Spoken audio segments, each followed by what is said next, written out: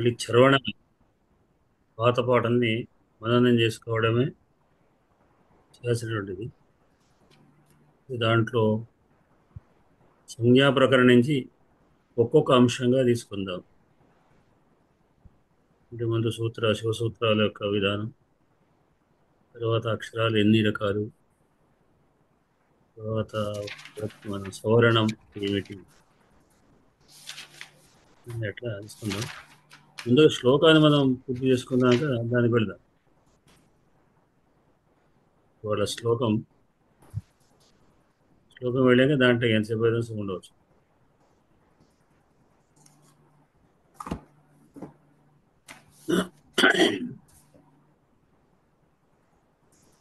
ఒక శ్లోకం ఇవాళ 32వ శ్లోకం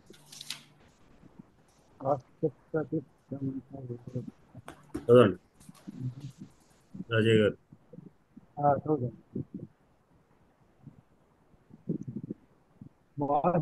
బాహుప్రతిష్టంభ విరుద్ధమన్యు అభ్యన్నమాగస్ఫుత మస్పృశద్భిః రాజాస్వతేజోభిరదహ్యతాంతర్భోగీవ మంత్రౌషధరుద్ధవేర్యః బాహుప్రతిష్టంభ వివృద్ధమన్యు అభ్యన్నమాగస్ఫుత మస్పృశద్భిః రాజాస్వతేజోభిరదహ్యతాంతర్భోగీవ మంత్రౌషధరుద్ధవేర్యః.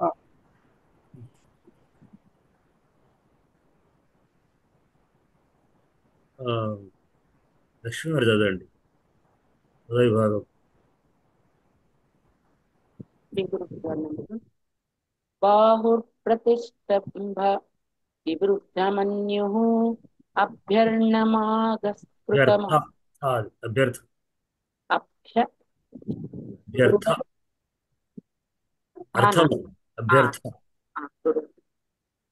అభ్యర్థమాగస్ఫుతమస్పృశద్భిః రాజాస్వతేజోభిరదహ్యతాంత భోగీవ మంత్రౌషధీరుద్ధవీర్యః.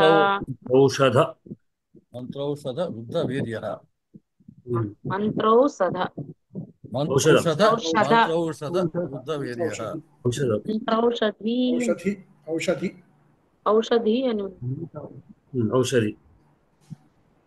బాహుప్రతిష్టంభ వివృద్ధమన్యుః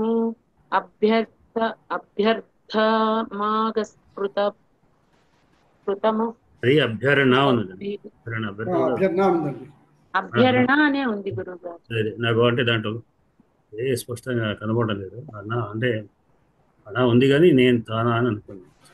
అభ్యర్ణమాగస్ఫుతమస్పృశద్భిః రాజస్వతేజోభిరదహ్యతాంత భోగీవ మంత్రౌషధీరుద్ధవీర్యః. దీర్ఘం లేదు. పద విభాగం. బాహు ప్రతిష్టంభ వివృద్ధమన్యుః అభ్యర్ణం ఆగస్ఫృతం అస్పృశద్భిః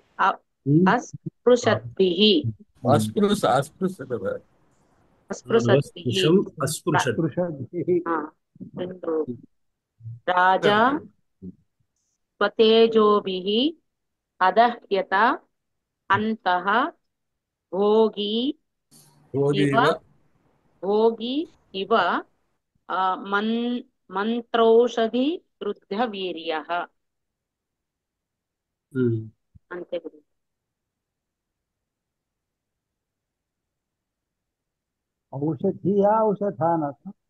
ఔషధి ఉంది గురుగారు. ఔషధి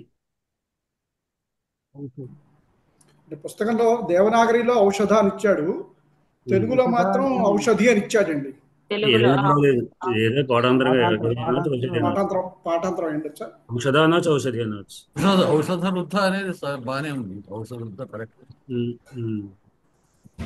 ఔషధరుద్ధవీర్యः సమాసం అది.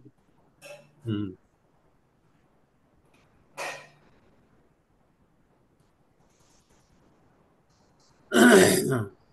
కొంత దీంట్లో శ్రీదేవి గారు చెప్తారు భక్తులు. అయ్యా చెప్తానండి, ప్రయత్నిస్తా.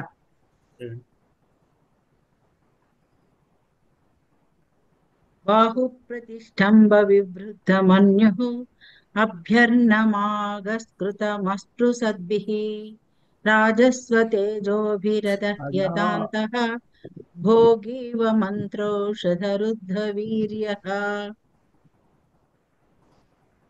బాహుప్రతిష్టంభ వివృద్ధమన్యుః అభ్యర్నమాగస్కృతమస్పృశద్భిః రాజస్వతేజోభిరదహ్యతాంతః భోగీవ మంత్రోషధరుద్ధవీర్యः. బాహుప్రతిష్టంభ వివృద్ధమన్యుః. బాహోః ప్రతిష్టంభః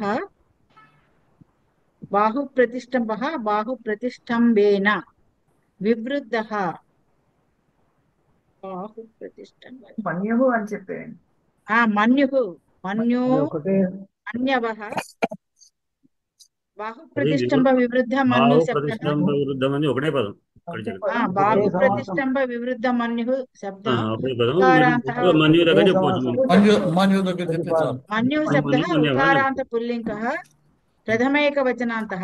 అభ్యర్నం అభ్యర్నం అభ్యర్నౌ అభ్యర్నాన్. అభ్యర్న శబ్దః అకారాంత పుల్లింగ ద్వితీయేకవచనాంతః. అస్పృశద్భిః అస్పృశంతి ప్రస్పృశంతి తైః అస్పృశద్భిః అస్పృశద్భిః అస్పృశత అస్పృశద్భాం అస్పృశద్భిః. అస్పృశ శబ్దః తకారాంత పుల్లింగ తకారాంత నపుంసకలింగ తృతీయా బహువచనాంతః. రాజా రాజానౌ రాజానః రాజన్ శబ్దః తకారాంత పుల్లింగ ప్రథమైకవచనాంతః.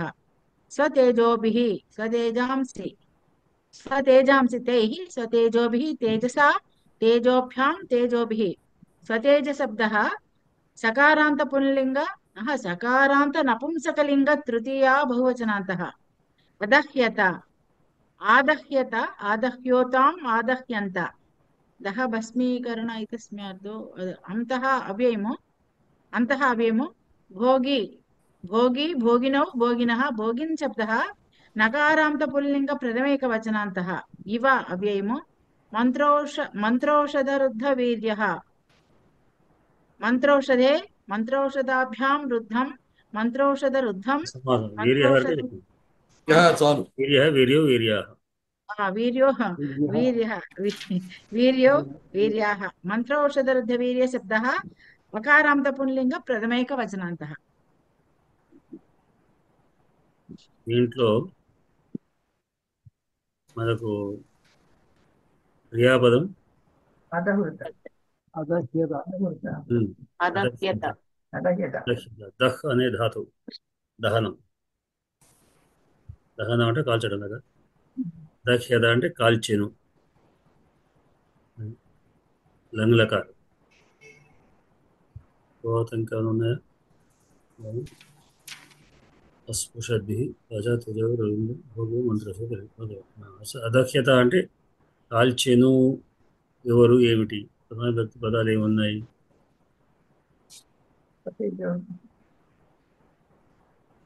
ప్రధాన భక్తి పదాలు బాహుప్రతిష్టం ఇది కర్మణి ప్రయోగం కదండి గురుగారు, ఇది కర్మణి ప్రయోగం అండి క్రియ. స్వతేజోభిరదహ్యత. రాజన్ అనేది కూడా ఉంది గురువు. దహింపబడిన అదహ్యత. దహతే అనేది మామూలుగా అది అవునండి. దహనే దహి అదహ్యత కర్మణి ప్రయోగం. కర్మణ.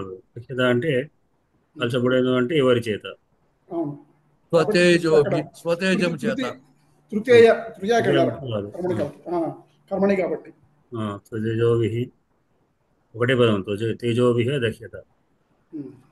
తేజస్సుల చేత దహింపబడేది. దహింపబడినవాడు. అంతః కూడా తర్వాత అంత తేజస్సుల చేత తేజస్సుల చేత తన తేజస్సుల చేత అదహ్యత దహించబడెను. దహించబడింది. ఉమ్. ఏది దహించబడెను? అంతః ఉమ్. రాజా రాజా లోపల లోపల మనస్సులో రాజు దహించబడెను. రాజు ప్రధాన వ్యక్తి, ప్రధాన వ్యక్తి పదాలు తీసుకోవాలి. రాజా రాజా రాజా ఒకటి, బాహు ఏమేమున్నాయి? బాహు ప్రతిష్టంభవి ఏమన్య? మన్యుః ఉమ్. అది కూడా ఉంది. దాని విశేషణం రాజాకి విశేషం కదా అది రాజుకు విశేషం. విశేషణం ఉమ్. కాబట్టి రాజు ప్రథమ విభక్తి. ఇంకా రెండు కూడా ఉన్నాయి. మంత్రౌషధ విధైర్య భోగి ఇవ. వీర్యః అది కూడా ఇవ ఉంది కనుక దానికి ఉపమానం సంబంధించి ప్రధాన వ్యక్తులు అదేంటి అంటే భోగి భోగి అనేటువంటి భోగి అంటే భోగి ఇవ భోగి ఇవ అనేది దానికి విశేషం మంత్రౌషధ రుద్ధ వీర్య. మంత్ర ఔషధుల చేత రుద్ధ విరుద్ధమైనటువంటి వీర్య అంటే పరాక్రమం కలిగినటువంటి భోగి ఇవ, సర్పం వలె. ఈయనే ఎవరు? రాజు తేజోవిహి అదహ్యత, తన తేజస్సు చేతే దహించబడుతున్నాడు. ఇక్కడ రాజు ఎట్లాంటి వాడు? బాహు ప్రతిష్టంభ వివృద్ధ మన్యు. అంతః అనేది అది ఏమవుతుంది గురుగారు? అంతః లోపల అనేది ఏమవుతుంది? అంతః లోపల తర్వాత విశేషం కదా, క్రియా విశేషం. అవ్యయం అవ్యయం క్రియా విశేషమైన అవ్యయం. అంతః అంటే లోపల దహించబడింది, అవ్యయం లోపల దహించబడుతున్నాడు. అయితే ఇక్కడ తేజోవి అంటే శరీరం దహించబడడం కాదు, అసలు లోపల మనసు, అతను మనసు దహింపబడతాడు. క్రియా విశేషం అంటారు. ఆయన ఎట్లాంటి వాడు? బాహు ప్రతిష్టంభ విరుద్ధ మన్యు. బాహు ప్రతిష్టంభ, బాహుల చేత ప్రతిష్టంభం అంటే బాహువులు గావించబడి బాహువులు ప్రతిష్టంభం వల్ల కోపం వచ్చిన వాడు మన్యు అంటే. పెరిగినటువంటి కోపం కలవాడు. ప్రతిష్ఠింభం కలిగిన చేత విరుద్ధ అంటే పెరిగినటువంటి కోపం గలవాడు. అంటే చేతులు నిలబడిపోవడం చేత, అట్లానే అయిపోయిన చిత్రార్పిత ఆరంభ వివావతస్తే అని చేతులు ఆగిపోవడం చేత అభివృద్ధి పొందిన మన్యు కోపం గలవాడు. ఈయన కోపం మన్యు అభివృద్ధి అయింది, తప్పమేమో నిరుద్ధం అయిపోయింది. మంత్రౌషధ వీలైనటువంటి మన్యువు అంటే అభిమానం అని అర్థం కాదు సార్. కోపం అండి, కోపం అండి. అతనికి అభిమానం మన్యుడు కోపం ఉంది, అభిమానం కూడా ఉండవచ్చు. కోపం పౌరుషం అనొచ్చా? పౌరుషం అనొచ్చా? పౌరుషం అనవచ్చు, కోపం అనే అర్థం. కోపమే కరెక్ట్. ఇక్కడ కోపమే. లేదంటే సందర్భోచితంగా చెప్పాలంటే ఆత్మాభిమానం దెబ్బతింది అనుకోవచ్చేమో. అంటే ఆయనకు లోపల కోపం వస్తున్నది. కోపమేనండి అక్కడ ప్రధాన భావం. కోపమే. ఇక్కడ కోపమే ఈ తీసుకోవాలి. సమయంలో ఆయన కొడదామనేసరికి శరీరం ఆగిపోయేసరికి కోపం పెరిగింది. అదేలే, క్షత్రుడు కదా, ఒకలాంటి ఉక్రోషం వచ్చిందనమాట. అదే కోపం వాడు కోపంతో ఉంటారు. ఉక్రోషం కాదు, కోపం. ఉక్రోషం అంటే కొంచెం ఆత్మాభిమానంలో కలిసినట్టు జాతకాంతరం వల్ల. శత్రు మీద కోపం, యుద్ధంలో వృద్ధమైనటువంటి కోపం కలిగినటువంటి వాడు. తర్వాత అభ్యరణం. ఇక్కడ తేజోభి అన్నప్పుడు తేజస్సుల చేత, అంటే అస్పృశద్భి. తేజస్సుల చేత, తేజస్సు ఎట్లాంటి మంత్రౌషధ రుద్ధ వీర్య, అది ఉపమానం కూడా ఉంది కదా సార్. ఉపమానం. అదే ఉపమానం, దానికి దీనికి మడగ చివరిది ఉపమానం కాదు. మంత్రౌషధ రుద్ధ వీర్య భోగివా అని చెప్పుకున్నాం. చివరిది ఉపమానమే. సరే. అయితే ఇవి ఈ ఉపమాన సమాధర్మాలు దానికి దీనికి రెండింటికి వస్తుంటాయి. అస్పృశద్భి, తాకలేనటువంటి. అట్లానే ఆగస్ఫృతం. అంటే ఆగమంటే పాపం, అగ సంబంధం. ఆగం పాపము చేత స్పృశించబడినటువంటి, తాకినటువంటి అస్పృశద్భి. అభరణం ఆగద అస్పృశద్భి. అంటే అభరణం అంటే అభి ప్లస్ హరణం. అభి గమనారు, అది ఎదురుగుండా ఉన్నటువంటి అని అర్థం. ధరణం ధరణం ఎదురుగుండా ఉన్నవాడిని తాకలేనటువంటి ఎవరిని ఆగస్పృహం అంటే పాపం చేసేటువంటి సింహాన్ని అని అర్థం ఇక్కడ. ఆగస్మృతాన్ని ధరణం ఆగస్మృతాన్ని అస్పృశద్భి తాకలేనటువంటి తన తన తేజస్సు తేజస్సు చేత చేతుల చేత తేజస్సు ఆయన చేత తేజస్సులు ఎట్లా అంటే ఈ వడికిపోయింది కోపంతోనే ఆ ఎదురుగుండా ఉన్నటువంటి తప్పు చేసి దోషం చేసేటువంటి యొక్క శత్రువును సంహరించలేకపోయినటువంటి యొక్క తన తేజస్సులను చూసి ఆ తేజస్సుల చేత అంటే తేజస్సుల వలన అని అర్థం. తాను దహించుకోబోతున్నాడు. కోపం వస్తున్నది, ఏమీ చేయని స్థితిని చూసి తనలో తాను కోపం వస్తున్నది. ఎట్లా అంటే భోగి సర్పంలాగా. సర్పాన్ని మంత్రాల చేత కానీ ఔషధాల చేత కానీ దాన్ని కట్టివేస్తే అంటే మంత్రం చే వాళ్ళు ఏం చేస్తారు, చుట్టూ రౌండ్గా గీత గీసేస్తారు మంత్రం. అది అప్పుడు దాని నుంచి బయటకు రాలేదు, ఆ మండలం నుంచి బయటకు రాలేదు. కోపంగా బుస్ బుస్ అంటుంది, కానీ ఏమీ రాలేదు. అట్లా ఆ మంత్రౌషధాల చేత రుద్ధమైనటువంటి పరాక్రమం కలిగినటువంటి వాడు ఈయనే ఆయన అనుకోండి. అంటే భోగి సర్పం వలె ఆ సర్పంగా మంత్రౌషధాల చేత ఈయన మామూలుగా పరాక్రమం తేజస్సుల చేత చేసినటువంటి ఆయన అంతర్లీనంగా తను తాను దహించబడుతున్నాడు. అంటే బాహువులు ఎందుకు బాహు ప్రతిష్టంభం అంటే చేతుల యొక్క ప్రతిష్టంభ వలన చేత వివృద్ధమైన బాగా అభివృద్ధి ఆ విధంగా కావడం చేతనే ఆయన కోపం ఇంకా పెరిగింది. మామూలుగా తీసి కొట్టేవాడేమో, కానీ అక్కడ ఆగిపోతే కోపం పెరిగింది. కోపం ఉన్నట్టే లేక వివృద్ధి అంటే ఇంకా ఎక్కువ అయింది అనమాట. సింహాన్ని చూసి గోవును సంహరించడానికి వచ్చిన సింహాన్ని చూసి కోపం వచ్చింది, కానీ అది ఇంకా అభివృద్ధి అయింది. వృద్ధమైనటువంటి కోపం కలిగినటువంటి వాడైన రాజు తన తేజస్సు దహించబడుతున్నాడు. ఆ తేజస్సులు ఎట్లాంటివి తాకలేనటువంటి ఎవరిని ఈ ఆగస్పృశం అంటే ఆగం అంటే పాపి అని పాపం కలవాడు, పాపం కదా స్పృశం పాపాన్ని స్పృశించేవాడు. పాపి అని అర్థం దుర్మార్గుడు, దోషి అని అర్థం చేసుకుంటాడు. దోషిని ఎదురుగుండా ఉన్న అభ్యరణ ఎదురుగుండా ఉన్నటువంటి దోషిని అస్పృశద్భి తాకలేనటువంటి యొక్క తన తేజస్సుల చేత దహించబడుతుంది. తన తేజస్సు తానే దహించిపోతాడు. అంటే సర్పంలాగా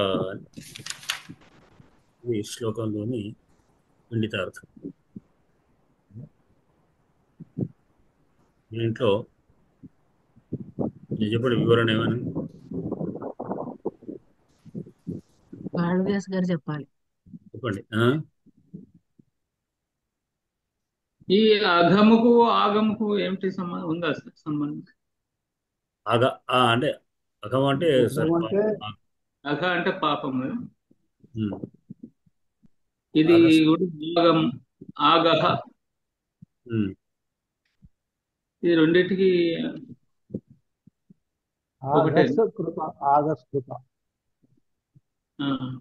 ఆగము చేత స్మరించబడేటువంటి పాపమును విధించలేనటువంటి ఆగమను ఆగము చేత స్పృశించబడిన వాడు. అంటే స్పృశించబడిన వాడు అంటే అసలు వాడి చేత స్మరించబడేటువంటి వాడు అంటే పాపం చేసేటువంటి వాడు అర్థం. కృతం అంటే కృత చేసినటువంటి పాపము చేసిన దాన్ని స్పృశించలేనటువంటి అట్లా ఉమాలంకారము అద్భుతమైన చిత్రీకరణ.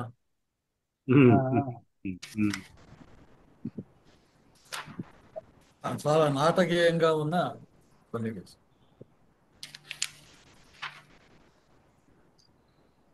ఆగస్కృతం.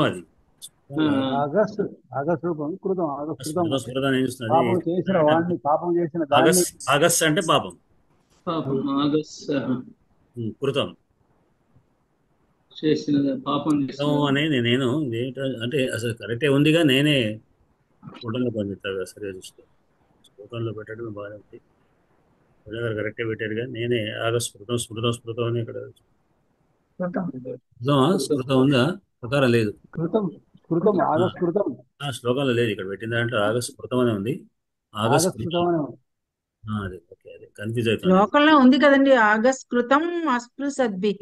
అది స్కృతం ఆగస్ స్కృతం స్కృతం కృతం అన్నమాట, కృతపదం. ఆగస్ ప్లస్ కృతం కృతం. కృతము చేయబడినది కదా. అంతే. ఆగస్సును చేత చేయబడి అంటే ఆగి పాపం చేయబడ్డటువంటి అని అర్థం. పాపం చేసిన పాపం చేసినట్టు ఎవరో వాళ్ళు.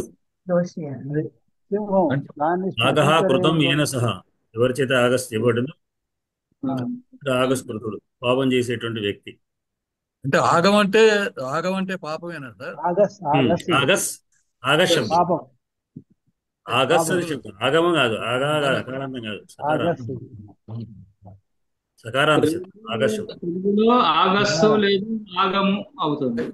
తెలుగులో ఆగము అనేది కూడా సంస్కృతం నుంచి వచ్చింది. ఆగస్తము అనాలి, ఇంకేదన్నా సకారం కలపాలి, సకారం కలుపుకోవాలి. ఆగం కాదు ఆగస్ అది కూడా సంస్కృతం నుంచే వచ్చిందే తెలుగు పదం ఆగము ఆగమ అనేది. పదం ఉంది. సంస్కృతం నుండి వచ్చింది. ఆగమాగం అనేటువంటి వేరు, మీరు తెలుగులో వాడే ఆగం వేరు. అంటే తొందరపాటును ఆగమాగం చేశారని తెలంగాణ వాడుతుంటాం, మీకు ఎక్కువ అయితే వాడే చోట అవునండి, అవును. నాశనం చేశాడు ఆయన. ఆగమాగంగా అయింది అంటారు. ఆగమాగం అనేటువంటి పదము ఆ, తొందరగా చేసిన తెలుగు పదం కావచ్చు అది. తెలుగు పదమే కానీ సంస్కృతం నుండి వచ్చినటువంటి తద్భావాలే తెలంగాణలో ఎక్కువ ఉన్నాయి. అగమాగం అందులో నుంచి ఎందుకు అచ్చ తెలుగు పదాలు ఎక్కువ ఉంటాయి మీకు తెలుగులో, తెలంగాణలో. ఇప్పుడు ఆగము అనేది పాపం అనేది బాగా దగ్గర తెలుగు దగ్గర. పదాలే ఉంటాయి మీరు. ఇప్పుడు ఆగం అనేది జానపదం పల్లెటూరు భాషలో సార్ ఆగం అనేది అన్ని చోట్ల అంటారు. అచ్చ తెలుగు ఆగము పాపము దగ్గరవి. ఆగస్ట్ అనే దాని గురించి అవి ఆగం వచ్చిందా అంటున్నారు నేను. అచ్చ తెలుగులో కలిసి కూడా ఉంటాయి. తద్భవయుక్తమైనది అచ్చ తెలుగు. యాగం కూడా ఆగంగా మారచ్చు. యాగం ఆగం రెండు ఒకటి అవుతాయి. ఎందుకు అవుతాయి? అది ఆక్షేపణకు అవుతుంది. ఆక్షేపణకు అవుతాయి. జాతర అంటారు, నువ్వేం జాతర చేస్తున్నావు అంటారు. జాతర అనేది ఒక రకంగా మంచి పదవి. ఎక్కిరింతకి జాతర చేస్తున్నావు అని అంటారు. యాగం అనేది మంచిది, ఎక్కిరింత కోసం ఆగం చేస్తున్నాడు అనొచ్చు. యాగము జాతర ఒకటి అవుతాయా మీరు చెప్పినట్టు రత్నం అనుకున్నాం. ఒకటి అంటున్నారు, రత్నం ఒకటి అంటున్నారు. అక్కడ వాడకంలో ప్రయోగం ఒకటి అంటారు. ఆక్షేపణ. జాతర అనేది మంచి పదవేనండి. ఎవడన్నా వచ్చి ఆగం చేస్తుంటే మనం ఏమంటాం, ఏమంటే నానా జాతర జాతర అనే చేస్తున్నాడు. పదాన్ని దేనికి వాడుకుంటారు? ఆక్షేపణ కూడా వాడతాం. ఒక ఉత్సవం ఉన్నప్పుడు జాతర వాడతాము అమ్మవారి. అవునండి, మీరు మా ఇంటికి వచ్చి గొడవ చేస్తారనుకోండి, ఏమిటమ్మా నానా జాతర చేస్తున్నావు అంటాం. ఆక్షేపణ కోసం వాడతాం కొన్ని మంచి ఎత్తి చూపడం. మా దగ్గర జాతర అంటే బ్రహ్మోత్సవం జాతర అంటాం. ఇప్పుడు తిరణాల అనే పదం ఉంది అనుకోండి. తిరణాల అనేది నిజంగా మంచిదే. ఎక్కడన్నా అల్లరి లేడు తిరణాలు చేస్తున్నాడు అంటారు, ఆక్షేపణ కోసం అంటారు. అంటే బ్రహ్మోత్సవాలు అంటే బాగా పెద్దరికం చేయడం. బ్రహ్మోత్సవాలు చేయడం అంటే అత్యధికమైనటువంటి ఉత్సవాలు. జాతర అనేది బ్రహ్మోత్సవాలు, తిరునాళ్ళు కూడా అది బ్రహ్మోత్సవాలు అని అర్థమే. జాతర వచ్చింది. అయితే అత్యధికంగా చేయడం, పెద్దగా చేయడాన్ని కూడా వాడుతుంటది. అది కొంచెం వాడు. యాత్ర నుండి తద్భావం ఇది. జాతర జమున అదే అర్థాలు సెమాంటిక్స్ అంటే అర్థ పరిణామంలో వేరే అర్థంలో వాడబడతాం కానీ వస్త్ర జాతర నుంచి వచ్చింది. ఉపమానంగా అతిశక్తిగా వాడుతుంటారు. ఇప్పుడు పరిణామంలో కొన్ని మంచి పదాలు చెడ్డ పదాలుగా కూడా మారిపోతాయి. మంచి పదాలు చెడ్డ పదాలు కూడా మారుతాయి. అది అర్థ పరిణామం వేరే సబ్జెక్ట్ లేండి. అది తీసుకుంటే ఎన్నో ఈ శ్లోకంలో విశేషానికి రావట్లేదు ఎవరు. చెప్పాం కదా, ఉపమాలంకారం కనిపిస్తూనే ఉన్నది.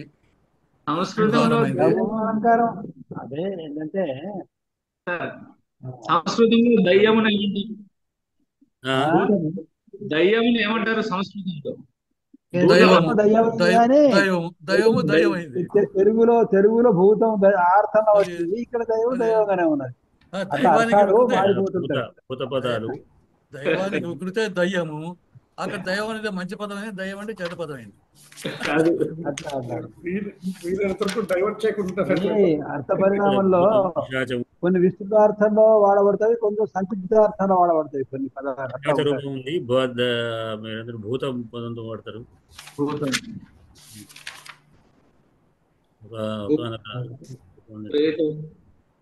పిశాచి ఇవన్నీ కావచ్చు. వాటిని తినేటువంటిది అని అర్థం. మాంసమును భుజించినది, విషమును ఆశించినది అంటే తినడం. రాశి లెక్క పిశాచి మాంసభక్షకులంతా పిశాచులే. పిశాచం వస్తుంది కానీ దాదాపు అంతా వస్తుంది.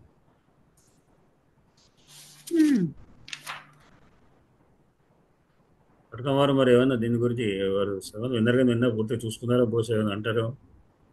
ముందరే చదివి ఉంటారండి బాబు.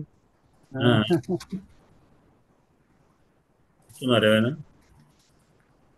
అయ్యా నమస్కారాలు. అయ్యా, నమస్కారం. నేను ఇది ముందుగా చదవలేదు కానీ నిన్నటి శ్లోకంలోనే మనకి ఇది స్ఫురణకు తెచ్చేటటువంటి పదాలు నిన్ననే వాడబడినవి అని నాకు అనిపించింది. ఎందుకంటే మనము నిన్నటి శ్లోకంలో చెప్పుకున్నాం, అతను ఎలాగా చిత్రార్పితారంభ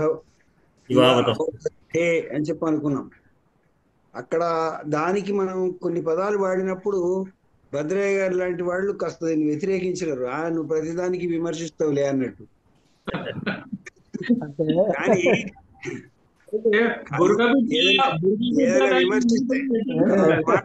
ఏదైనా విమర్శిస్తే కాళిదాసుని విమర్శించాల్సిందే, కటకవారిని విమర్శించడానికి వీలు. ఎందుకంటే కాళిదాసు యొక్క అభిప్రాయాన్ని నేను చెప్పే ప్రయత్నం చేస్తా తప్ప నేనేమి కాళిదాసు అంతటి వాడిని కాదు. కాబట్టి ఇక్కడ వామేతరస్తస్య కరహ అనే దానికి మనం చెప్పుకున్నాం కదా.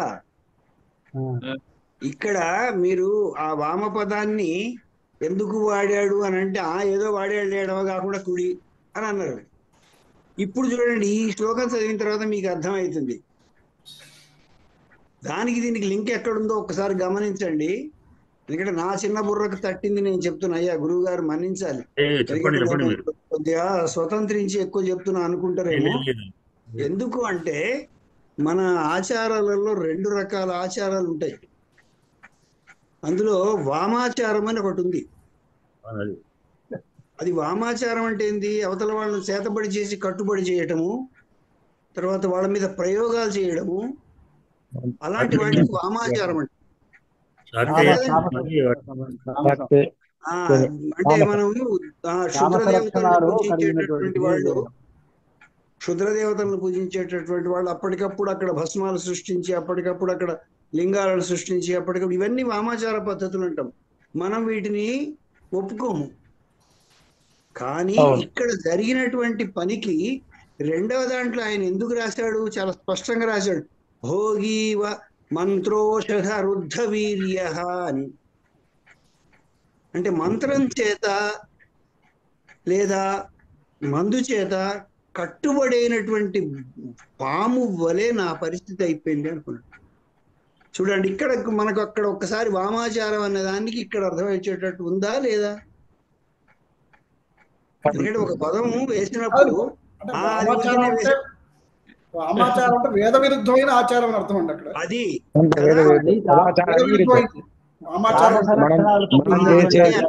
ఆ పదాన్ని అక్కడ వాడుకున్నది అందుకు. వామాచారము వేద విరుద్ధం కాదు కానీ ఆచారం అనేది ఏంటంటే వేద రాజస సాంప్రదాయం, తామస సాంప్రదాయాలకు వస్తుంది. సాంప్రదాయం కాదు, తామస సాంప్రదాయంలోకి వస్తుంది. కాబట్టి ఇక్కడ ఇది అదే అదే అర్థం ఇచ్చారు. అంటే వైదికం కాదు, వాళ్ళు వేదాన్ని ప్రయోగిస్తుంటారు, వాళ్ళు వేదం చేస్తూ ఉంటారు, ఏదో రకమైనటువంటి వేద సంప్రదాయాన్ని పాటిస్తారు. ఎందుకంటే మంత్రాలు కానీ తర్వాత వీళ్ళు కూడా ఏది మన వీళ్ళు ఉన్నారు కదా అక్కడ వీరవాది వాడుతుంటారు చూసుకొని, వీళ్ళందరూ కూడా నాలుకలకు స్టీరలు గుచ్చుకోవటము, తర్వాత ఒంటి నిండా సూదులు గుచ్చుకోవటము, తర్వాత ఇలాంటి ప్రయోగాలన్నీ చేస్తుంటారు మన జాతరలో. అంటే తామస ప్రవృత్తితో చేసేటువంటి ఆచారాలు, తామస ప్రవృత్తితో తామసమైన కోరికలు కూడా అటువంటివే. తామసమైన కోరికలు వాటిని సాధించుకోవడం చేసేటువంటి ప్రయత్నం కూడా అదంతా వామాచారం కిందకే వస్తుంది. ఇక్కడ ఆ రెండిటికి లింక్ కలిపేటటువంటి మాటలు ఇక్కడ మనకి కనిపిస్తాయి. ఒక పామును కట్టివేయడానికి మంత్రాన్ని ఉపయోగించడము, ఔషధాన్ని వేయడము, దాన్ని దిగ్బంధనం ఎట్లయితే చేస్తారో ఆ రకంగా ఇతను దిగ్బంధనం చేయబడ్డాడు అనేటటువంటి భావాన్ని ఇక్కడ చెప్పాడు. ఇదండి కాళిదాసు గారి యొక్క భావము అని కటకం వారు చెప్తారు. ఇది నా మీద అర్థమండి, లేకపోతే మీరు తుడిచేయండి.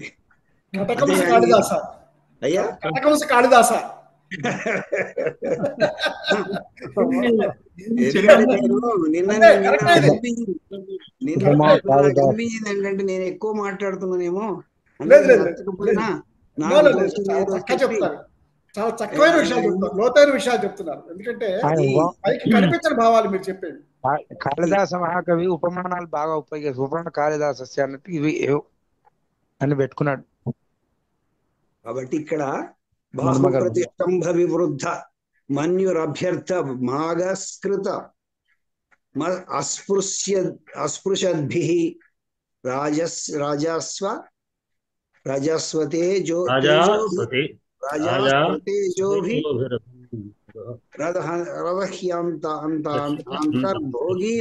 భోగీవ మంత్ర ఔషధ రుద్ధ వీర్య. ఎక్కడైతే ఒక పామును కనుక ఎట్లా బంధింప చేస్తారో ఆ రకంగా ఇతను అక్కడ ఏం జరిగిందో తెలియదు, అక్కడ ఏ పద్ధతి వల్ల ఇతను బంధింపబడిందో తెలియదు, కానీ ఇతని బాణం పనిచేయట్లేదు. మామూలుగా ధర్మం ప్రకారంగానైతే ఇతని బాణం ఎలాంటి బాణమో చెప్పబడింది అక్కడ మనకు. ఎలాంటి వాడయ్యా ఆయన అంటే అంత క్రితమే చెప్పబడింది. ఎలాంటి వాడు ఆయన అంటే ఎలాంటి శత్రువులనైనా అంతరింపజేసేటటువంటి వాడు అని ఇంత క్రితం చెప్పబడ్డది. ప్రసదో బోధృతారి అని చెప్పబడింది. అంటే అలాంటి వాడు కూడా ఇక్కడ కట్టివేయబడ్డాడు. ఇప్పుడు మనం ఒకదానికొకటి మనం వరుసగా చదువుకుంటూ పోతుంటే మనకు అక్కడ ఎంత గొప్పవాడుగా చెప్పబడినటువంటి వాడు ఇక్కడ నిలబడిపోవాల్సి వచ్చిందే అనేటటువంటిది ఇక్కడ. ఇదయ్యా నా యొక్క నా బుర్రకు తట్టినటువంటి ఆలోచన. నచ్చితే స్వీకరించండి. అంత పరాక్రమశాలి అయినటువంటి వాడి బాహు కూడా స్తంభించిపోవడంతో అందుకోసం కోపం పెరిగింది యథార్థం అన్నమాట. మామూలు వాడైతే ఎట్లాగో నేను ఓడిపోతా అనుకునేవాడికి అంత ఉండదు ఎట్లాగో. కానీ ఆయన ఎక్స్పెక్టేషన్స్ ఎక్కువ ఉండేసరికి ఏదైతే ఉన్నదో ఆ విధంగా అయ్యేసరికి కోపం పెరగడానికి కారణమైంది అది అట్లా అన్నమాట. తర్వాత ఇక్కడ ఏమిటంటే కవి రాస్తాడు, వివరిస్తాడు, విమర్శకుడు విప్పి చెప్తాడని. ఒక్కొక్కసారి కవి యొక్క భావము ఏది ఉన్నదో దాన్ని మించి కూడా చెప్పచ్చు విమర్శకుడు. అది కూడా జరుగుతుంటది ఒక్కోసారి. సరే, ఇది యుక్తియుక్తంగానే ఉన్న వివరణ. దానికి ఆచారాలకు సంబంధించింది ఇక్కడ లేదని నా అభిప్రాయం. ఇందులో కేవలం ఉపమానం తీసుకున్నాడు అంతే, ఆచారాల దాకా ఆయన పోలేదు అనేది నా అభిప్రాయం. అదే ముద్దురాజయ్య గారు, అదే ముద్దురాజయ్య గారు కాళిదాసులో మీరు గమనించాల్సింది. ఆయన ఎక్కడి నుంచో ఎక్కడికి లింక్ తీసుకొస్తున్నాడు. లేకపోతే పాము కట్టుబడే విధానం మీకు ఎందుకు చెప్పాలి? అక్కడ ఏదో ఒకటి చెప్తాడండి, ఏదో ఒక ఉపమానం చెప్తాడు. అక్కడ ఉపమానం యుక్తియుక్తంగా ఉన్నది కాబట్టి ఇక్కడ చెప్తాడు అంతే. కానీ ఇక్కడ ఆచారాల దానికి జోలికి పోలేదని నా అభిప్రాయం అంతే. కాళిదాసు రాశాడు, మనం కాదు రాసింది. ఇవాళ కాదండి, మొత్తం చదవండి. ఒక్క అక్షరము ఇది అదనంగా వేశాడు నేను ఆయన అభిప్రాయం వ్యాకరణం చెప్పేటప్పుడు అంటారు కదా, ఈ పదం వేశాడు. చెప్పండి, నేను సమాధానం చెప్తా వినండి. అదేం వ్యర్థ పదం అంటున్నాము, వ్యర్థ పదం కాదు, ఉపమానం ఇక్కడ తీసుకున్నాడు అంతేగాని అంత ఆచారం కాదు నా అభిప్రాయం. అట్లా ఆచారం దక్షిణాచారం అని అంత ఆచారం రోజు అక్కడ ఆయన స్పందించలేదు నా అభిప్రాయం అంతే. చెప్పింది కూడా వామ అనలే, వామేతరము అంటే వామేతరం అంటే దక్షిణ భుజం అని తీసుకొని అనుకూలంగా ఉండేది కుడి చేతే ఇట్లా తీసేది. కటకం వారి అభిప్రాయం అంటే వామేతరం అనే దానికి మరొక అర్థం ఏంటంటే వామాచారానికి భిన్నమైనటువంటి. ఇక్కడ అది అవసరం లేదు, అంతా అప్రస్తుతం అది. అందుకే నేను చెప్పిన ముందే నచ్చకపోవచ్చు, నేను లేకపోతే నేను విమర్శించను, నాకేం పని లేదు. నాకు అర్థమైతే చాలు, నాకు సులభం అర్థమైతే ఓహో నేను ఇలా ఎప్పుడు కానీ అనేది ప్రాసంగికంగా అనేది ఉండాలి. అది మరి బాగా మీరు ఇప్పుడు దీని గ్రామర్ విషయాలు చెప్తారా ఇందులో? మీ ఆలోచన చాలా గొప్పది. ఆలోచన వస్తుంది. అవును, అది కరెక్టే కానీ ఇక్కడ దానికి ఎంత అవసరం లేదని చెప్పింది.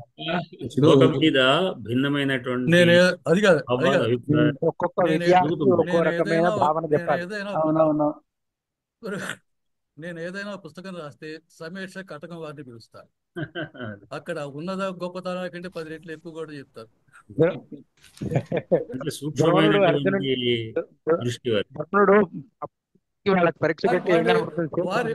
వారి పాండిత్యాన్ని అభినందిస్తున్నారు. వారి పాండిత్యానికి మాత్రం అభినందనలు. కుమార సంభవంలో చాలా లోతు అదేం లేదు దాంట్లో నేను ఈ లోతు విశ్లేషణ చేయడానికి ఒక శ్లోకం, ఒక పద్యం చెప్తాను. ఈ కుమార సంభవంలో పార్వతీదేవి దగ్గరికి మారువేషంలో వచ్చినటువంటి శివుడు, నువ్వు ఆ తిక్కలోని ఎందుకు చేసుకుంటావు? వాడు అడవిలో తిరిగేవాడు, శ్మశానంలో తిరిగేవాడు, పాములు మెళ్ళో వేసుకుంటాడు, బిచ్చగాడు, వాడెక్కడ దొరికాడు నీకు అని ఆమె ముందు శివుణ్ణి నిందిస్తుంటాడు. నిందించి నువ్వు ఎలాంటి దానివి అంటే శిరీష పుష్పం లాంటిది దానివి అంటాడు. శిరీష పుష్పం ఎంత సుకుమారమైంది అంటే నీవు శిరీష పుష్పం లాంటి దానివి అని చెప్తూ ఆ పద్యం మొత్తం నాకు గుర్తులేదు కానీ, శిరీష పుష్పం అవధాన పరత్వమునన్ విహగమెక్కిన నూర్చును నిశ్చయింపుమా, భ్రమరమెక్కిన నూర్చును విహగమెక్కిన నూర్చును నిశ్చయింపుమా. ఇక్కడ 2 అక్షరాలలో ఒకటి దీర్ఘంగా అని సంస్కృత శ్లోకంలోని దీన్ని తెలుగులో చెప్పిన తీరు అయ్యా.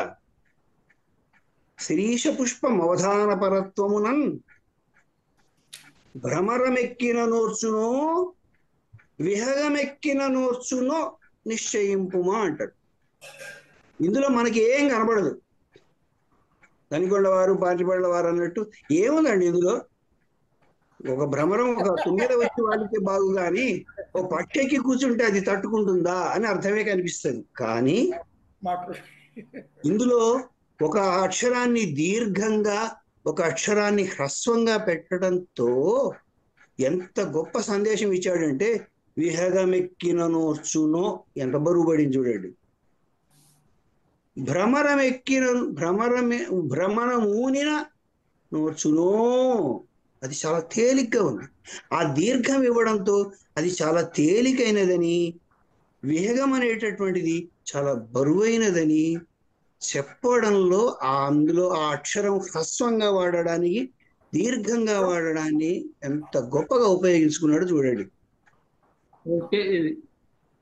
అయ్యా ఇది ఒక తెలుగు మాస్టర్ పద్యం చెప్తే ఇది చెప్పే ప్రయత్నం చెయ్యడేమో నాకు తెలిసి. ఎందుకంటే అర్థాలు చెప్పుకుంటూ పోతాడు అంతే. శిరీష పుష్పం అంటే ఇది దిరిసిన పువ్వు, ఇది చాలా సుకుమారంగా ఉంటుంది, దీని మీద తుమ్మిద వాలితే బాగు, కానీ అదే పక్షి వాలితే కాలి రాలిపోతుంది అని చెప్పాడని అనుకుంటారు. కానీ ఈ తుమ్మెదకును పక్షికి ఉండేటటువంటి బరువు యొక్క భేదాన్ని ఒక్క అక్షరంతో నో అనేటటువంటిది, నో దీర్ఘం ఇవ్వడానికి చెప్పాడు. ఇది అండి కవి యొక్క గొప్పతనం. గనికొండ వారు పుస్తకం రాస్తే నేను విమర్శిస్తాను, చాలా అద్భుతంగా దాన్ని విశ్లేషిస్తాను కూడా. ఇలాగా అంటే ఒక్క సరే సార్, ఇలాంటి కావ్యాల్లో ఉండవంటారు. చెప్పేది వినండి, ఇలాంటి కావ్యాలలో ఉండవు అని ఎవరు అనరు. అయితే ప్రతిదానికి ఏదో ఒకటి చెప్పాలి అనుకోవక్కర్లేదు. విశ్వనాథ్ వారు చెప్తా వినండి. విశ్వనాథ్ వారు కిన్నెరసాని పాటల్లో రాస్తారు, గోదావరి మహాకూలంకషామృత శ్రీ దివ్య మధు తరంగారు చిన్ని సాధు కిన్నెర తరంగారు అన్నాడు. అక్కడ ఎందుకు చెప్పాడు అంటే గోదావరి ఎంత పొడుగుందో చెప్పాలి కాబట్టి గోదావరి మహాకూలంకషామృత శ్రీ దివ్య మధు తరంగాలు అని ఇంత పొడుగు చెప్పాడు. చిన్ని సాధు కిన్నెర తరంగాలు అని చక్కని తెలుగులో చెప్పాడు. అయితే ఇట్లా ఉంటాయి, కావ్యాలలో ఉంటాయి. అయితే ఎంత మహాకవినా ప్రతిదానిలోనూ ఇంత అర్థంతోనే రాశాడని అనుకోక్కర్లేదు. సరే, ఊహిస్తే అది మన గొప్పతనం. అది మన గొప్పతనం, పోనీ మన గొప్పతనం అనుకుందాం కాసేపు. మన గొప్పతనంతో దాన్ని పెంచాం. మన పాండిత్యం అనుకుందాం, విశ్లేషకుల యొక్క పాండిత్యం అనుకుందాం. అంతే. అవును, మీ పాండిత్యాన్ని నేను అప్రిషియేట్ చేస్తా. మీ పాండిత్యం చాలా గొప్పదే. అప్పుడు మీరు నలుగురు ఐదుగురు చేత రాయించండి అభినందనలు దానికొండ వారు, అప్పుడు అభినందనలు. ఎవరు బాగా రాశారని చెప్తారు కానీ ఒకరి చేతే రాయించేసేసి కాదు. ఎవరికి ఎవరు పోటీ కాదు, ఎవరి యొక్క గొప్పతనాలు నేను అసలు కుమార అసలు ఇవాళ సంభవంలో ఒక మాట చెప్పిన, అసలు ఇవాళ గ్రంథ కుమార సమీక్షలు అన్ని అలాగే సంభవంలో ఈ ఉంటున్నాయి. పద్యం విన్న తర్వాత అక్కడ అక్కడ నాకు అక్కడ అనిపించింది ఏమీ లేకపోయినా ఏదో ఉన్నట్టు అట్లా అక్కర్లేదు. అసలు ఇవాళ అవసరమే గ్రంథ లేదు. మనకి సమీక్షలు ఏం మొత్తం పని, ఆ రకమే. మనకి ఏం పని అండి? ఉపమానం ఉంది అంటే ఉపమానం ఉందని చెప్తాం, రైట్. ఉపమాలంకారం చెప్తే సరిపోతుంది. కానీ ఇది ఎందుకు తీసుకోబడింది ఇలాగా? ఒక కట్టుబడినటువంటి సర్పాన్ని, భోగి అయినటువంటి ఒక సర్పాన్ని ఎందుకు తీసుకున్నాడు అనేది ఆలోచించాలి కదా మనం. అది మనం ఆలోచించాల్సింది. ఎందుకు కూడా కట్టుబడింది? శ్రీనాథుడు కూడా దీనిలో కుమార సంభవంలో పుట్టు వెరుంగని ఎవరికి పోలడు అంటూ ఆక్షేపిస్తాడు. సరే, మామూలు అర్థంలో చూసుకుంటే వాడు ఎప్పుడు పుట్టాడో ఎన్నేళ్ల వాడో మనకి తెలియదు, ఆ వాడిని పెళ్లి చేసుకోవటం ఏంటి అని అర్థం వస్తుంది. పుట్టు వెరుంగని ఎవరికి పోలడు అంటే వాడు పరమేశ్వరుడు కాబట్టి వాడు ఆక్షేపించినట్టు ఉంటుంది, కానీ ప్రశంస్తుంటుంది. పరమేశ్వరుడు కాబట్టి వాడు ఆద్యంతాలు లేని వాడు అనేది కుమార సంభవంలో ఉంటుంది. ఇలా ఉంటాయి. కుమార సంభవంలో కూడా శివనందలో మళ్ళా శివస్థుతి ఉంటుంది, అది అంతర్లీనంగా. అంటే నేనేమనుకుంటా అంటే జనరల్ గా చాలా చోట్ల కూడా ఎక్కడైనా దైవ దూషణం జరిగే చోట కవులు అంటే చేయాల్సిన పరిస్థితి ఏర్పడ్డప్పుడు ఖచ్చితంగా మళ్ళా రెండో అర్థంలో స్థుతి వెళ్ళిపోయినారు వాడు. రాస్తారండి. మాత్రమే అవునండి, దూషణ ఉంటుంది. అవునండి, అవునండి. అది మాత్రమే దూషణ ఉంటుంది. లోపల పోతన భాగవతంలో చాణూర ముష్టికులు శ్రీకృష్ణుడితో పోట్లాడేటప్పుడు 2-3 పద్యాలు ఉంటాయండి. అక్కడ వాళ్ళు చేసిన ప్రతి నిందలోనూ, ప్రతి నిందకి ఆయన అవతారానికి సంబంధం ఉంటుంది. అందులో సంబంధం ఉండి వాళ్ళు నువ్వు నన్ను ఇది చేయలేవు, అది చేయలేవు అంటే ఆ అవతారానికి అంతవరకు శ్రీకృష్ణుడు ఎత్తున్నటువంటి 8-9 అవతారాల్లో అన్ని ప్రతిదానికి ఒక సంబంధం పెట్టి వ్యాఖ్యానం కనబడుతుంది మనకి. వాడు అంటే కవులు ఎట్టి పరిస్థితుల్లోనూ మనస వాచ దైవదోషణ చేయరు, దైవదోషం చేయరు. చేస్తే దానికి అప్రత్యక్షంగా భగవంతుని స్తుతించడమే కనపడుతుంది. కానీ ఏ రకంగా కథాపరంగా దూషణ చేయాల్సి వస్తుంది, కానీ అంతర్లీనంగా మళ్ళీ స్థుతి ఉంటుంది. అంతర్లీనంగా స్థుతి మాత్రమే రాస్తారు, స్థుతి కూడా మాత్రమే రాస్తారు. ఆంధ్రనాయక శతకం మొత్తం అట్లాగే ఉన్నది. ఆంధ్రనాయక శతకం కాసుల పురుషోత్తం రాసింది అద్భుతంగా ఉన్నది. అది మంచి సాహిత్యము, అట్లా వ్యాజ నింద మొత్తం అంతా. అధ్యాత్మ రామాయణంలో రాముడు సీతాదేవి దగ్గరికి వెళ్ళి అక్కడ రామ నింద చేసేటువంటి శ్లోకాలు చూస్తే మీదికి మాత్రమే ఉంటాయి, మళ్ళీ కింద వ్యాఖ్యాకాడు చూపిస్తాడు. ఇది రాముని యొక్క తత్వాన్ని చెప్తున్నాడు అనేటువంటి విధంగా కనబడుతుంది. కొన్ని చోట్ల శిశుపాల వధంలో కూడా శ్రీకృష్ణుడిని నిందించేటువంటి శ్లోకాలు కూడా మళ్ళీ రెండవ అర్థం చేయడం ఉన్నాయి కొన్ని చోట్ల. కనుక మనకు అనిపిస్తుంది మన కవులు నిందాత్మకమైనటువంటి ప్రస్తావనలో మీ అభిప్రాయం ఏం చెప్పారు అంతే. ఎవరు ప్రెస్టేజ్ గా ఫీల్ అవ్వకూడదు సాహిత్య విమర్శలు. అక్కడ ఖండించడం అని కాదు, ఇంతకంటే అద్భుతంగా చేసేవాళ్ళు ఉన్నారు, మహానుభావులు ఉన్నారు. దాన్ని ఒక్కొక్క శ్లోకాన్ని ఒక పుస్తకం రాయగలిగినంత విమర్శ చేసేవాళ్ళు ఉన్నారు, మహానుభావులు, పండితులు. మనం ఏదో చూసి ఓహో ఇది కావచ్చు అని ఊహిస్తున్నాం, అంతవరకే. నేను ముందే చెప్పిన ఇదంతా కేవలం నా తప్ప ఎక్కడి నుంచి వెతుక్కొని వచ్చింది కాదు. దయచేసి నమ్మితే నమ్మండి, లేకపోతే వదిలేయండి, బుర్రలోంచి తుడిచేయి. కాళిదాసు గారు కూడా రావణ అంటే కాళిదాసు గారు సమర్థించారు, అది మంచిదే. అది కాళిదాసు భోజ ప్రబంధం రావణ అంటే కరెక్టే అని దాన్ని కూడా సమర్థించారు. అది హిస్టారికల్ అంటే కాళిదాస్ కథ కాదు, ప్రబంధంలో పాత్ర.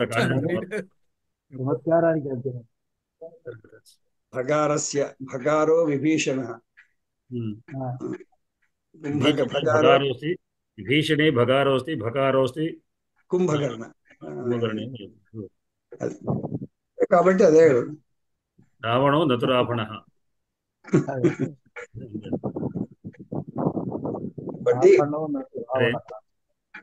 మరి ఇక్కడ మీరు ఆగం గురించి చాలాసేపు ఆగం చేశారు. దాని తర్వాత నేను ఆగాలి. అంతా ఆగమనం అయిపోయింది. మొత్తం ఇవాళ పాఠం ఆగమనం. ఇప్పుడు శ్లోకాన్ని నేను గురువు జనరల్గా గారు ఒకసారైనా ముందు చూసుకుంటాను ఈ అయ్యా, శ్లోకం దీంట్లో ఏముంది అని ఒకసారి నేను ఇప్పుడే ఉదయం నుంచి వచ్చానండి. శ్లోకాలన్నీ అందువల్ల శ్లోకం చూసి తక్కువ ఇవాళ అది కూడా చూడలేదు మీ గురువు గారు ముందు చూసాను దాంట్లో ఏముందో నాకు కూడా ఇంకోటి ఏంటంటే ఈ శ్లోకం నాకు జ్ఞాపకంలో లేదు కూడా. ఇంతవరకు ఉన్న శ్లోకాలన్నీ కూడా నా దృష్టిలో ఉన్నాయి కానీ ఈ శ్లోకం నాకు దృష్టిలో ఎందుకు లేదు ఒకటి. దీంట్లో నేను చూడలేదు కూడా. ఇప్పుడే నేను మీ ముందునే శ్లోకం చూస్తున్నాను. నాకంతా కొత్తగా శ్లోకం లాగా అనిపించింది. సరే అదేదో అనుకోరగా ఆగస్కృతమని ఇంకేదన్నా దాగేదన్నా అదొక సెటరేట్ కాలేదు నా మైండ్ దాని గురించి. సరే ఇలా మొత్తం ఒకసారి మళ్ళీ చూసిన తర్వాత ఓకే అయిపోయింది. ఇప్పుడు గురువు గారు ఏదో చిన్న పిల్లల్ని పెట్టుకుని పాఠం చెప్తే మామూలుగా వింటారు. ఇక్కడేమో కవుల్ని అవధానుల్ని పండితుల్ని పెట్టుకుని పాఠం చెప్తుంటే అయితే సభ కదా మంచిది కదా. వీళ్ళందరూ అందరూ తలా ఒక పక్కకే లాగుతారు. మీరు ముగ్గురు అవధానులు ఉన్నారు, నేను ఏది కాను ఇక్కడ. సంచాలక చక్రవర్తి మీరు సంచాలక చక్రవర్తి డ్రైవర్ అర్థం. డ్రైవర్ కి మిగతా పాటించే. సరే అయితే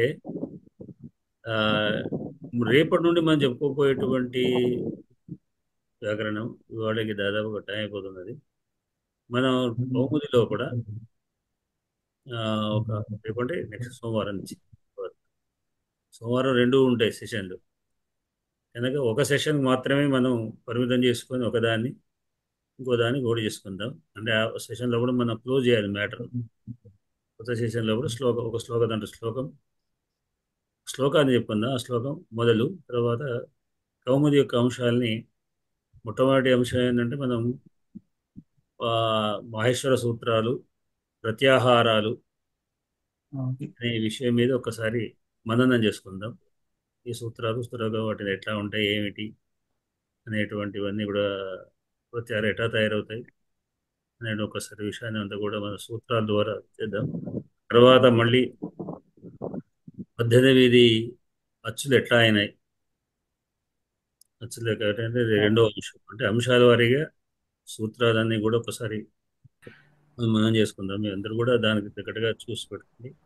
ఏదైతే వాటిలో ఇదే చర్చలాగా నేను పాల్గొనడం. నేను చెప్పడం ఏముండదు, మీరు చెప్పడమే నాకు. మీరు చెప్తే నేను వింటాను. అందుకే దాన్ని చూసుకుంటూ ఉండండి. ఆ తర్వాత సవరణ మనం సవరణ అంటే ఏమిటి, స్థానాలు ఏమిటి, ఆభ్యంతర భేదం అంటే ఏదంటే ఏమిటి అని చెప్పుకుంటూ అవి చెప్పుకుంటూ పోవడం. ఇది దాని తర్వాత చివరిగా ఉన్నాయి 2-3 సంజ్ఞలు వేరే ఉన్నాయి ప్రత్యేకమైన విషయం కాదు. ఈ అంశాన్ని దృష్టిలో పెట్టుకొని మనం అయ్యా మధ్యలో అంతరాయం కలిగిస్తున్నాను. చెప్పండి అయిపోయిన అంశం. అకుహు విసర్జనీయాం అకుహ విసర్జనీయానాం కంఠ. అకుహ విసర్జనీయానాం కంఠ. ఇది విసర్జనీయ అనే పదం ఏమిటి?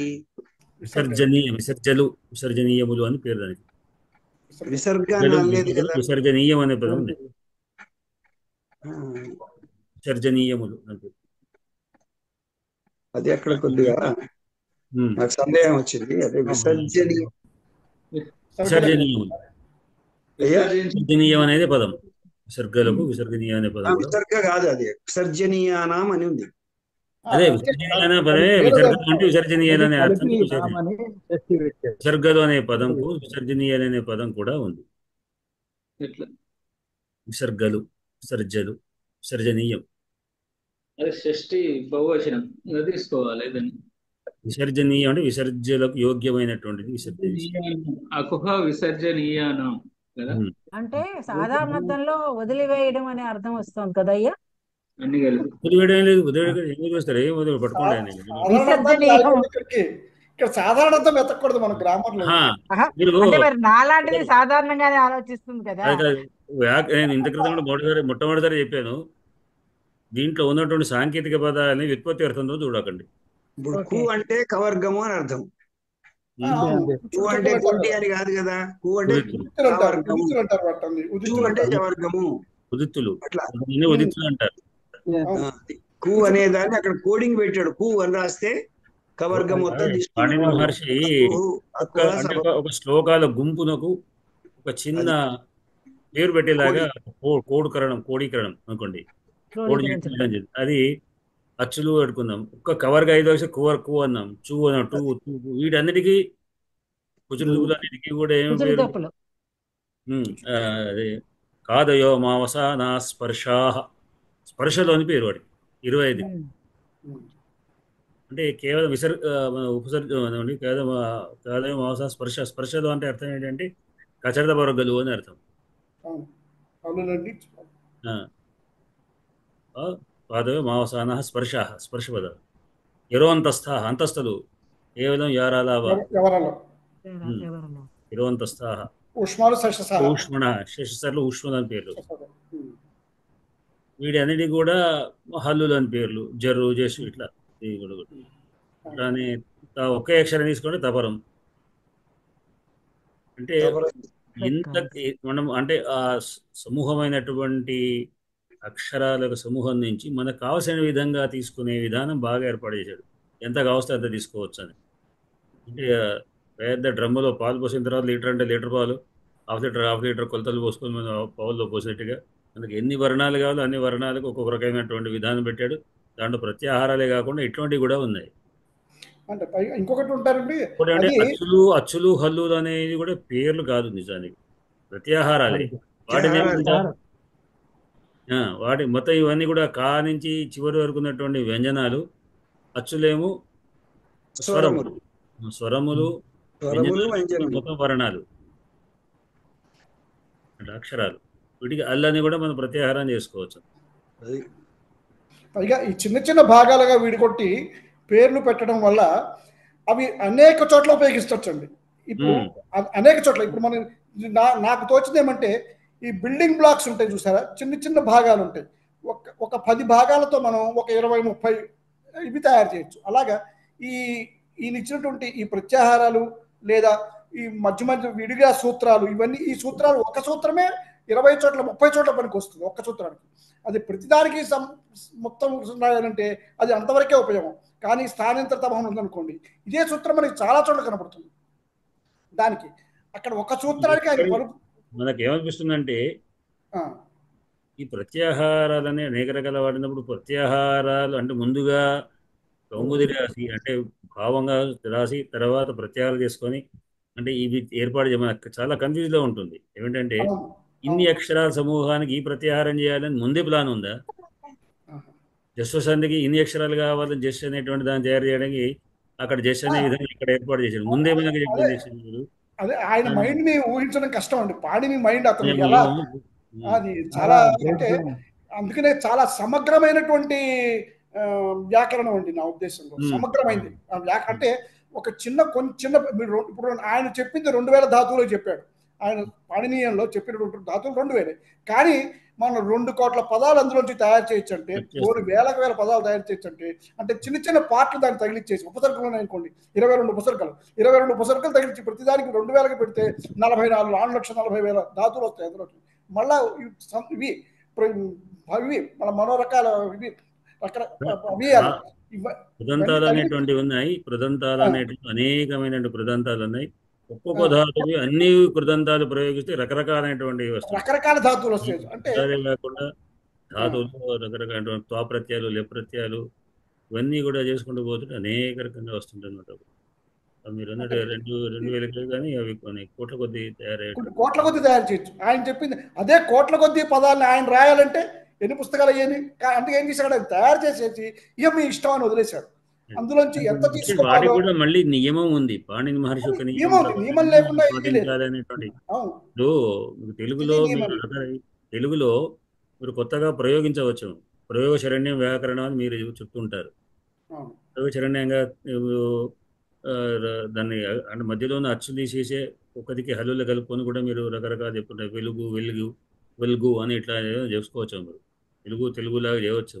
సంస్కృతం అట్లా చేయడానికి వీల్లేదు. ఖచ్చితంగా పాణిని వారు చెప్పిన విధానం ప్రకారాన్ని పాటించాలి. నేను సొంతంగా చేసుకుంటాను అనడానికి వీల్లేదు. అయితే పాణి చాలా అవకాశాలు ఇచ్చాడు ఏ విధంగా చేయవచ్చు అనేటువంటిది. కానీ భిన్నమైనటువంటి ఆ సూత్రాల కంటే భిన్నంగా ప్రయోగించడం అనేటువంటి అవ్యాకరణ అవుతుంది. అవ్యాకరణ దోషం అనేటువంటి విధానం కూడా అట్లా కనుక సార్ సంబంధం లోపశాఖర్యసలో ఎట్లయితే మనం లోపం వచ్చి ప్రకృతి భావం వచ్చి ఎట్లా ఉండదు, ఈ వెలుగు కూడా అంతే. అదా పోల్చుకుంటే అంత పెద్ద ఏం లేదు భాష అంటే అన్నప్పుడు వ్యాకరణం అంగీకరించినటువంటి లోపాలు ఇక్కడ ఆ, వ్యాకరణ ఆ, దీనికి మీరు దానికి వేసుకోవచ్చు కానీ అంటే జనరల్ మిగతా వాడికి వ్యాకరణం ఇప్పుడు తెలుగులో ప్రయోగాలు చాలా వరకు కూడా వ్యాకరణ అంగీకారం ఉండవచ్చు ఉండకపోవచ్చు లేదా చేయవచ్చు సంస్కృతంలో లేదా ఏంటంటే అదే అయిపోయింది అది సంస్కృతంలో వ్యాకరణం వల్ల పాణి వ్యాకరణం వల్ల అది పూర్తిగా సెట్ అయిపోయింది. ఏది చెప్పినా కూడా దానికి వ్యాకరణం ఆయనే ఎప్పుడో అంటే క్రీస్తు పూర్వం రాసినటువంటి పాణిని మహర్షి యొక్క వ్యాకరణం ఇప్పటికి కూడా అదే అదే అందువల్ల విధంగా స్టెబిలైజ్ అందరూ అయిపోయింది. ఈ స్టెబిలైజర్ కాదండి, ప్రపంచంలోని అందరూ యాక్సెప్ట్ చేసేది చాలా సమగ్రమైనటువంటి అత్యంత ప్రసిద్ధి పొందినటువంటి వ్యాకరణం అని పుట్టినది పాణిని వ్యాకరణం. దానిని అంటే సమగ్రమైనటువంటిది, మీకు అందులో దొరకనిది అంటే మీరు చేయలేనిది మేమని చెప్పనిది అంటూ ఏం కనపడదు. అయితే మాండలికాల నుండి అట్లా స్టెబిలైజ్ అయిపోయింది కాబట్టి మాండలికాల నుండి అనేక భాషలు దాని నుండి గ్రహించి కొత్త భాషలుగా ఆవిర్భావం అయినాయి. అందుకొరకే ఆర్యన్ లాంగ్వేజ్ నార్త్ లో ఉన్నాయని ఆర్యన్ లాంగ్వేజ్ సంస్కృతానికి దగ్గరికి పుట్టినటువంటి దగ్గర భాష అట్లా ఎందుకంటే స్టెబిలైజ్ అయిపోయింది. ఇప్పుడు తెలుగులో అట్లా కాదు, అక్కడ కోస్టల్ ఏరియాలో కొద్దిగా వేరే వాడతారు, రాయలసీమ వేరే వాడతారు, అసలు కరీంనగర్ తెలంగాణలో బేస్తవారం అంటారండి. ఇదేంటి తెలంగాణ బేస్తవారం ఏంటి? కానీ ఆంధ్ర వాళ్ళంతా దాన్ని ఎక్కిరిస్తారు. కాబట్టి బృహస్పతి వారము అనే దాంట్లోంచి వచ్చింది. ఇందులో బృహస్పతి వారము భాషా శాస్త్రం క్రమంగా ప్రకారం బేస్తవారం అయింది. అది సంస్కృత పదం నుంచి తీసుకోబడినటువంటి పదాలు ఇక్కడ చక్కగా బేస్తవారం అని వాడుతున్నారు. దీన్ని వాళ్ళకు అదేందో బేస్తవారం ఏంది, లక్ష్మీవారం అనాలి లేదా గురువారం అనాలి. ఏదైతే ఏంది ఒక జనాల యొక్క వైఖరి అట్లా ఉంటది. వాళ్ళు మాట్లాడేది స్టాండర్డ్ వేరే వాళ్ళది కాదు అనేటువంటి సామాన్యుల యొక్క సంస్కృతమేనా బేస్తా? బృహస్పతి నుంచి వచ్చింది బేస్తవారం, వచ్చింది కానీ అది సంస్కృతం అంటున్నా నేను. తెలుగు అయినది అద్భవం అనుకుంటున్నా నేను. అదే మరి ఇది అద్భవమేగా. అద్భవం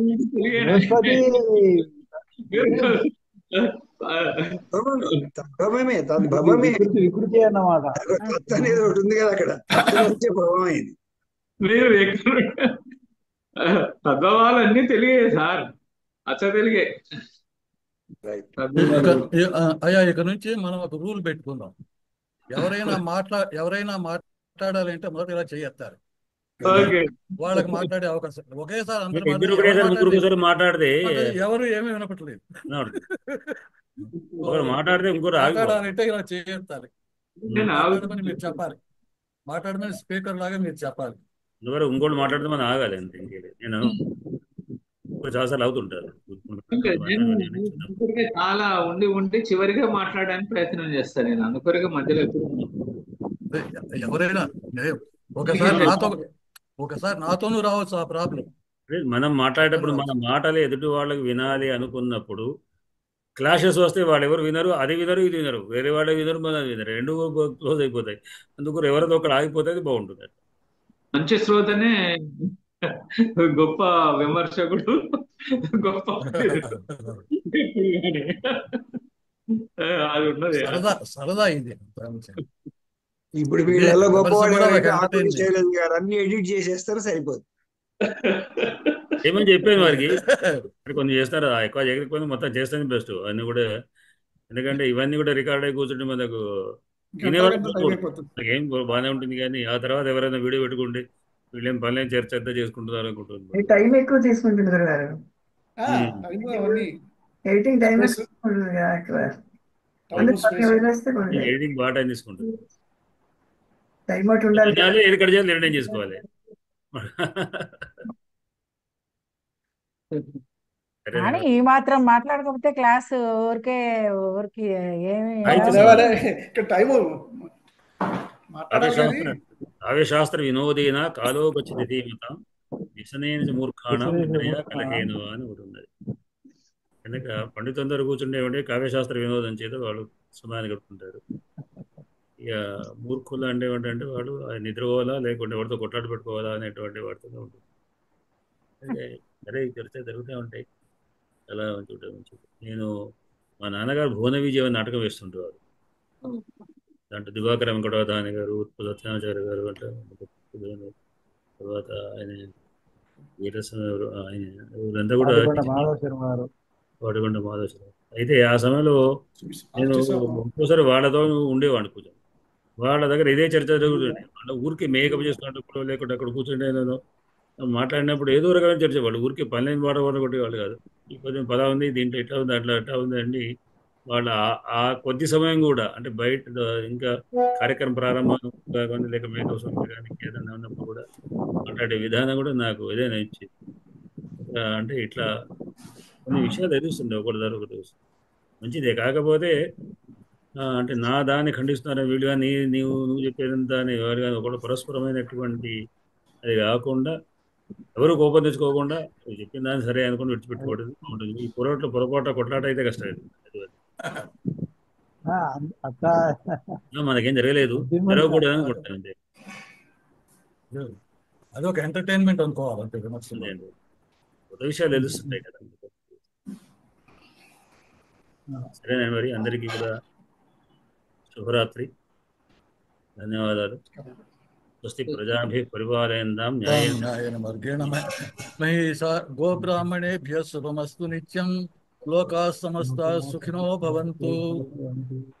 ఓం శాంతి శాంతి శాంతి. శుభరాత్రి. ధన్యవాదాలు. శైలజ గారు ధన్యవాదాలు. Thank you.